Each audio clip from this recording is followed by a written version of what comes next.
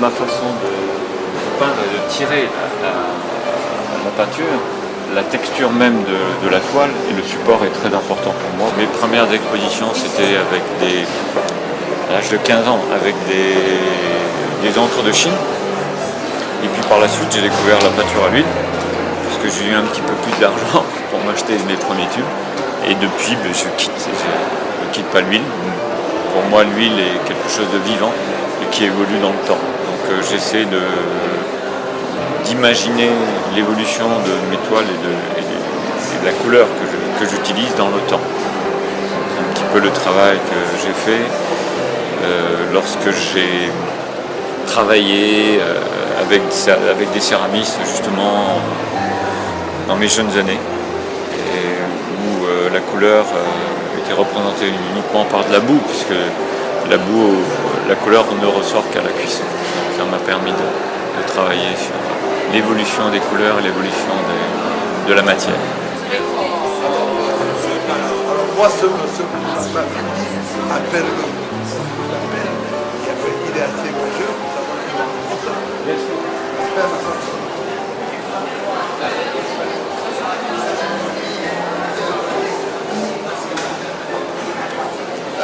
C'est une histoire qui commence avec un chantier.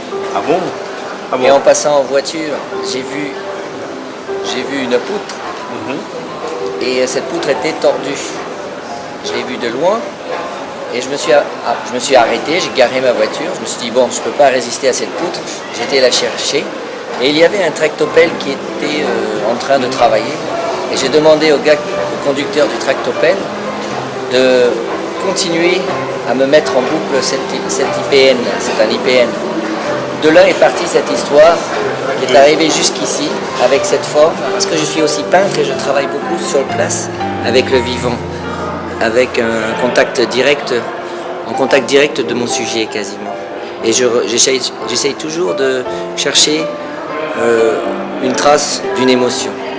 Et je travaille beaucoup donc avec ce mouvement et cette relation au mouvement est venue aussi du fait que j'ai beaucoup travaillé avec les danseurs et que j'ai beaucoup peint les danseurs lors de leurs répétitions.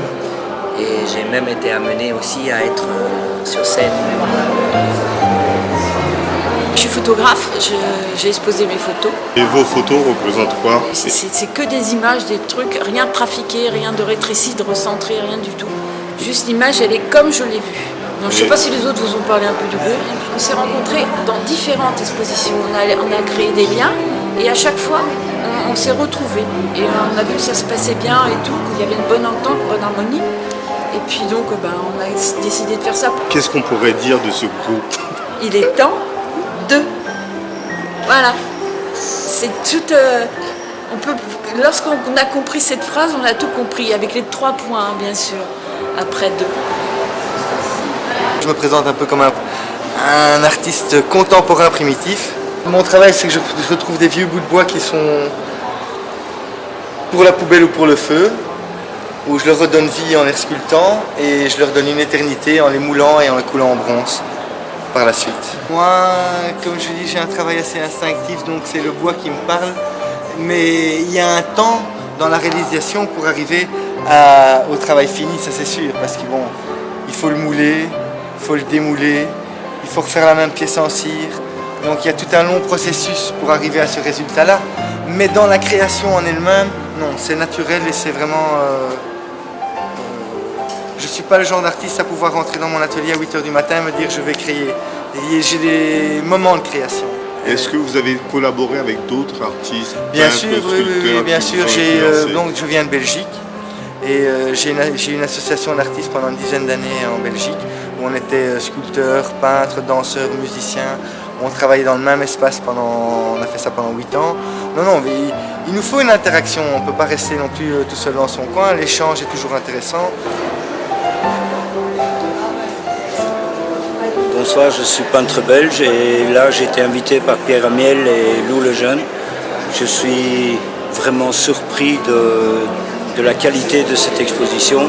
C'est un réel plaisir. Chez nous en Belgique, on n'a pas le même niveau de qualité.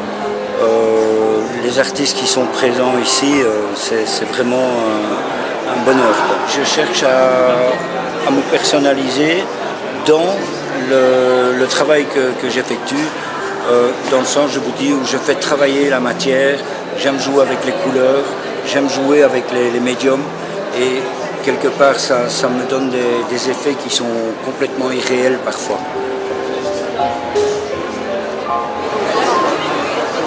J'ai un parcours artistique. Donc j'ai fait des études à Bruxelles, donc à Fernand-Coq, suivi d'années en décoration, donc trompe-l'œil, faux marbre, faux bois. Ce qui me permet de travailler les glacis en acrylique.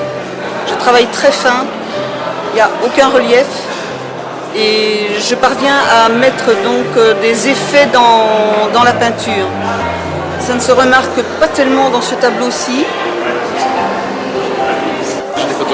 Des séries de photographies abstraites qui sont cohérentes avec mes peintures abstraites. De même, toutes mes séries sont cohérentes entre elles au niveau du travail de la lumière, la géométrie, la construction d'images, la couleur et une forme de poésie.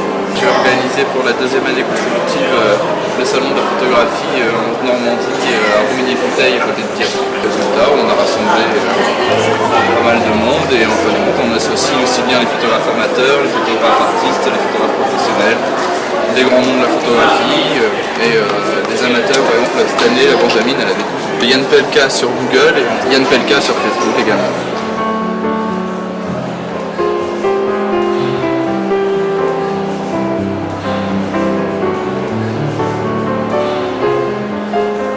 Je suis totalement autodidacte et j'apprécie beaucoup les femmes, la femme.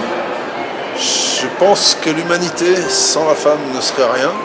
Je m'applique à ressortir le plus possible la beauté, l'esthétique du corps de la femme, de son élégance, sa grâce. Tout ça dans un matériau très simple. Je travaille du fer forgé, j'utilise un seul diamètre de rond, de fil, on va dire. C'est du rond de 6 que je travaille à froid et à chaud. Et j'essaye avec ça de ressortir la beauté, l'élégance. Ma technique consiste à créer une sculpture en utilisant du vide. Très peu d'acier, simplement les traits principaux, quelques traits pour créer les raccourcis, le moins de traits possible, mais du vide. Sculpteur, alors il y a des tirets, sculpteur de fil de fer.book.fr. Je suis Mimi, je suis sculpteur, je travaille à Toulon et La Seigne exactement. Je fais des œuvres en résine et j'aime bien les formes élancées c'est pour mettre dans des jardins ou des parcs. Et quelle matière vous travaillez? Je travaille la résine composite, c'est comme la même matière qu'on fait un bateau, quoi, donc ça peut aller dehors. Voilà.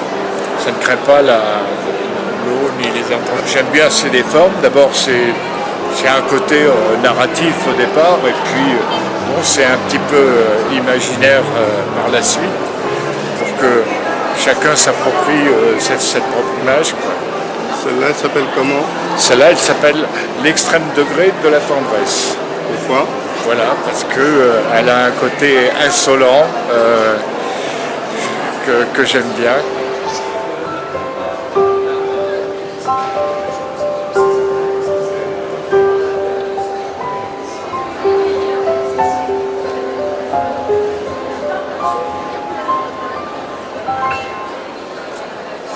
Voilà, moi je suis ingénieur et mon univers c'est la mer. Voilà, j'ai toujours vécu au bord de la mer. Je ramasse des morceaux de bateau depuis que j'ai l'âge de 13 ans en fait. Et j'ai toujours été fasciné par chaque morceau de bateau qui est pour moi une peinture à elle toute seule. Voilà, ce que j'aime c'est les ramasser. J'ai passé des années à les ramasser, puis un jour j'ai décidé d'en faire quelque chose, de les assembler. J'aime bien l'assemblage. Je ne les repeins jamais, je ne travaille pas la couleur, ils sont tels quels.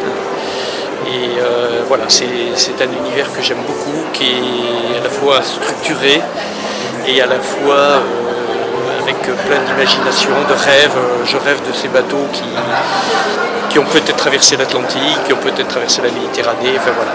La thématique thématique que je traite, c'est la peinture. Voilà, ce qui m'intéresse, c'est de faire un jeu entre ce que le spectateur va pouvoir s'imaginer et ce qui m'intéresse moi en technique, en peinture. Et particulièrement le glacier à l'huile. Et quel est votre univers? Il est plutôt abstrait, il est souvent proche de l'eau, du sous-marin, proche de la nature. Il évoque souvent en tout cas un paysage de la nature, que ce soit terrestre, céleste ou sous-marin. Mais je n'identifie pas ma peinture à ce paysage.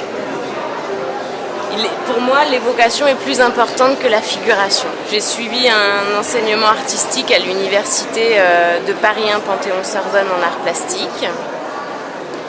Et j'ai développé ma pratique quand j'ai commencé mon enseignement supérieur à la fac. Et je continue aujourd'hui. J'ai découvert l'exposition l'année dernière. Je suis venue voir les toiles de Pierre Amiel, que je connais depuis quelques années. Et qui m'a conseillé de me lancer aussi, puisqu'il connaissait mon travail. Et je me suis dit que cette année, c'était la bonne. Quel message ? Une invitation à l'observation, voilà, à la découverte, au temps qu'on peut prendre à regarder les choses et à la possibilité de découvrir des choses inattendues.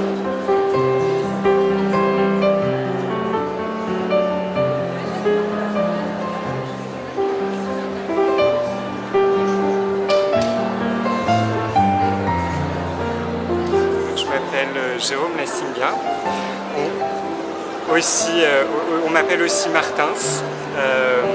Mon univers en fait est essentiellement composé de corps, de matière aussi, qui ont traversé le temps comme ça avec aussi mes émotions, parce qu'au départ c'était très, comment dire, tout en noir et blanc, et puis il y avait peu de matière. Maintenant il y a beaucoup de matière, il y a plus de couleurs, les corps sont plus sexués aussi.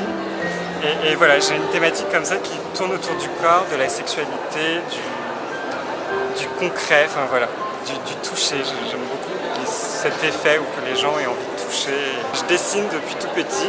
Je crois que je suis venu comme ça. Enfin, je sais pas. Je sais pas comment j'y suis venu. Un matin, vous êtes levé? Oui, j'avais 3 ans. En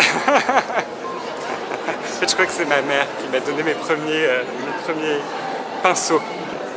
Déjà sur la toile, donc j'ai la toile, je fais un lâcher de matière, de couleurs, voilà, c'est très spontané, de peinture, et c'est ensuite que vient se poser le sujet. J'ai peint une usine qui se trouve dans ma zone industrielle, que je vois au quotidien. Donc j'ai fait une usine justement sur du papier collé avec des accidents. Je travaille à l'acrylique, à l'extra fine. Et il y a l'extérieur et l'intérieur de l'usine avec l'humain, avec l'homme qui est en train de travailler parmi les machines. Donc c'était quelque chose qui m'intéressait. Il y avait l'extérieur, l'intérieur. Donc on met l'humain dans le côté professionnel de la chose qui est assez intéressant. Parce qu'il n'y a pas que les machines, il y a aussi des hommes. Donc ça c'est un de mes thèmes. Sinon, dans mon parcours qui est assez atypique, j'ai travaillé en partenariat avec le Muséum d'Histoire Naturelle en 2011 pour le bicentenaire de Bougainville et en dernière exposition en 2011, j'ai exposé au Busson. Et au Busson, on a remarqué mon travail et on m'a demandé l'autorisation d'être tissée. Donc en 2012, je suis descendue régulièrement au Busson pour pouvoir tisser ma première tapisserie. Et en 2013, au Journée du patrimoine, je suis rentrée donc en collection municipale de Busson. Je suis rentrée donc à la Cité internationale de la tapisserie. Donc ce savoir-faire étant d'excellence, il est classé au patrimoine immatériel culturel de l'UNESCO et mon travail est classé automatiquement dans ce grand savoir-faire. On peut découvrir mon travail sur mon site qui est www.isabelleart.com. En fin de compte, ça fait Isabelle Terre en anglais puisque tout est attaché. Voilà.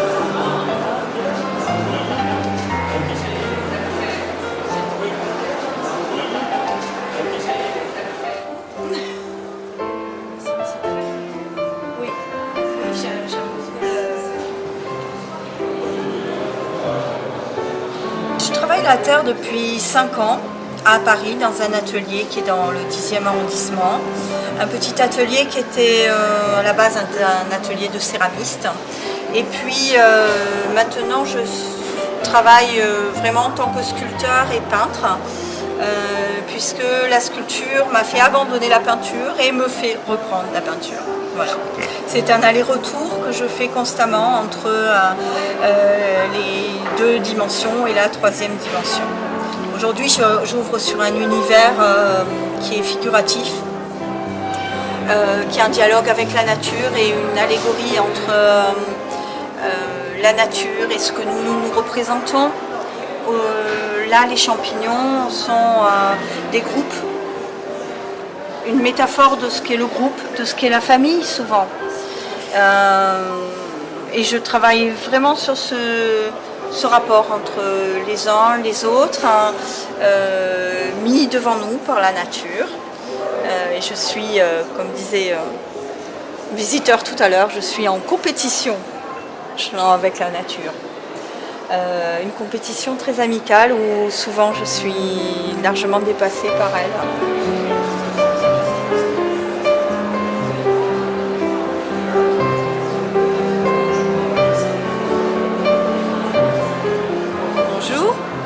Je suis Marie-Christine Serre, je peins à l'huile depuis presque tout le temps parce que j'ai fait des études dans un atelier qui est l'atelier Maître de Penningen à Paris et j'ai toujours été intéressée par le dessin. Donc au départ, je gribouillais partout, puis un jour je suis passée au pinceau et c'est eux qui m'ont appelée, j'ai l'impression. Et j'ai trouvé que la toile se conduit exactement comme une page d'écriture. On jette dessus des idées, on jette des flots de peinture, et puis petit à petit, le thème se fait. C'est la toile qui me parle, c'est pas moi qui parle à la toile. Donc quand j'ai découvert que c'était un langage, après y avoir fait passer mes sentiments,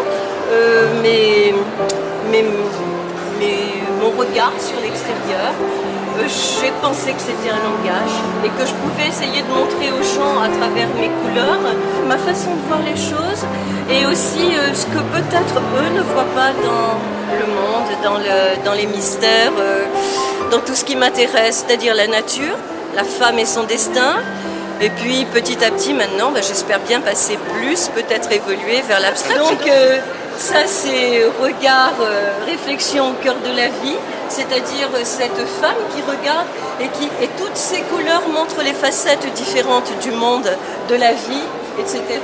Et ici, c'est plus un rêve, c'est plus peut-être à propos du destin des mégapoles, des crises actuelles et tout cela, qu'est-ce qui peut se passer? Je vous invite à voir mon site. Alors c'est mariechristineserre.com. Oui, Victor Cesportas, à Paris depuis 1965, une vie intense, une vie active intense pendant 35 ans. Et le rêve un jour de reprendre mes pinceaux et de reprendre mon chevalet, mon atelier, chose qui a été faite depuis maintenant une dizaine d'années. La peinture, l'expressionnisme, mon univers c'est les salons. J'ai beaucoup d'amis, je compte énormément d'amis dans les salons, la Société nationale des beaux-arts. Là je fais partie d'un groupe très intéressant de sculpteurs, de peintres, Pierre Amiel. Et c'est la première fois que vous exposez avec eux? Ah, c'est la première fois. Au Salon d'automne, ça fait déjà en 72, j'avais déjà exposé mes temps étudiants. Et puis après, j'ai repris mes expositions il y a 4-5 ans. Je suis sociétaire de la Fondation Taylor, de la Société nationale des beaux-arts et le Salon d'automne bientôt.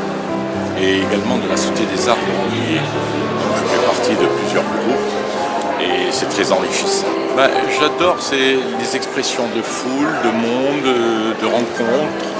Et c'est un thème que je vais d'ailleurs développer encore cette année et certainement en grand format. Victor-sasportas.com, c'est mon site. Et je vous invite à y aller, bien entendu, à parcourir le site, avec plaisir. Voilà. Alors, dans les salons, il y a eu plusieurs prix encourageants, pas plus tard que la semaine passée au Salon d'automne et au Salon de Rambouillet avec le grand prix du salon, ce qui m'amène à exposer, à être l'invité d'honneur l'année prochaine, avec une vingtaine de toiles, et j'invite évidemment tous mes amis.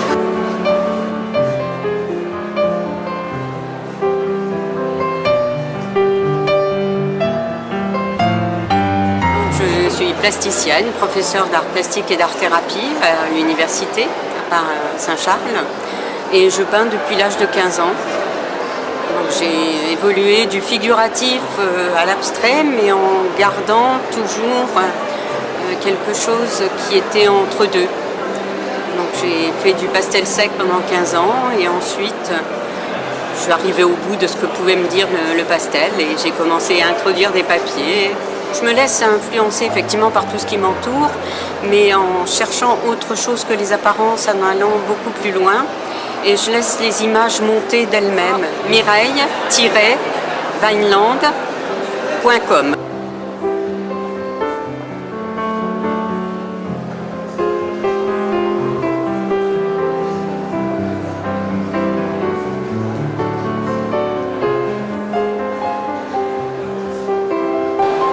Bonjour, je suis Nathalie Menant, je suis artiste plasticienne et vidéaste. Aujourd'hui, je présente un travail qui s'appelle Mu, qui s'intéresse à la fabrique du féminin. Ce sont des corps de femmes saisis dans le plâtre et la dentelle.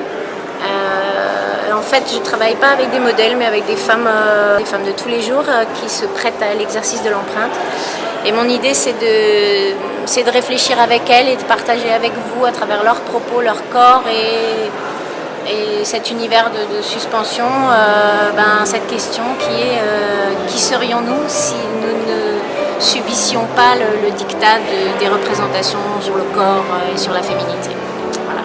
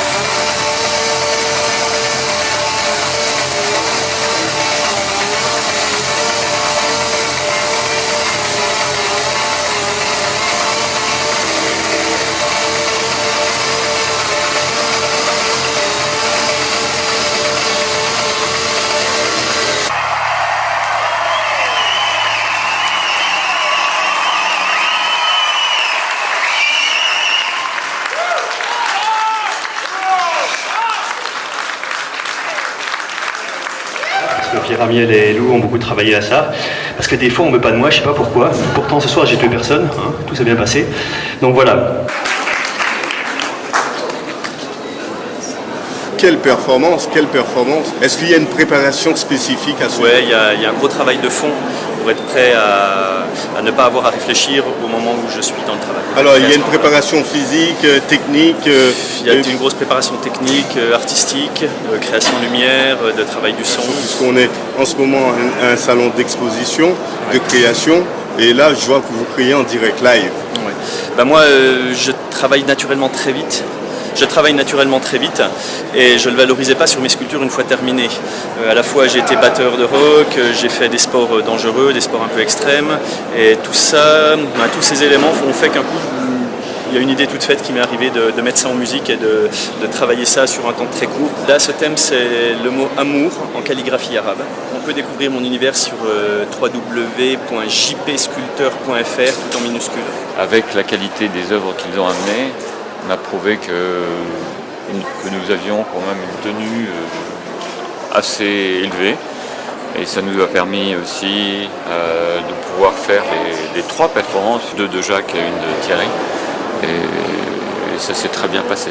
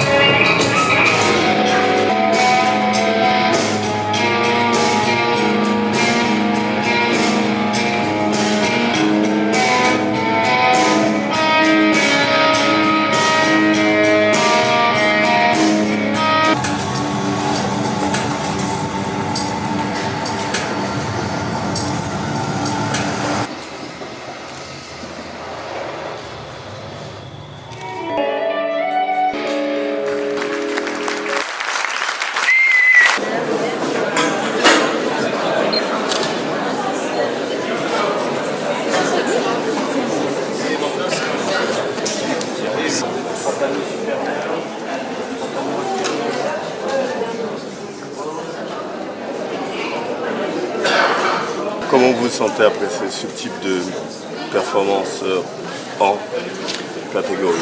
Comment je me sens perso? Super serein, à vrai dire. C'est vraiment des heures et des heures de préparation. On ne va pas aller dans les coulisses, mais ici se pose plein de questions. Est-ce qu'on peut vous retrouver quelque part, évidemment? Un site internet? Un site, oui. Il y en a 2 à vrai dire. Il y a www.indego.fr ou alors www.legrand3.com. Alors, grande performance inoubliable. Comme vous avez vu, il y a plusieurs disciplines qui sont réunies ce soir. C'est un travail d'équipe évidemment. Comme vous l'avez vu, ça a été une performance fluide. Est-ce que l'impulsion de vie vous êtes venu par inspiration de votre expérience? Quand on est dans la création, on est dans la transformation. Donc forcément, toutes les expériences de vie font leur petit bout de chemin à l'intérieur.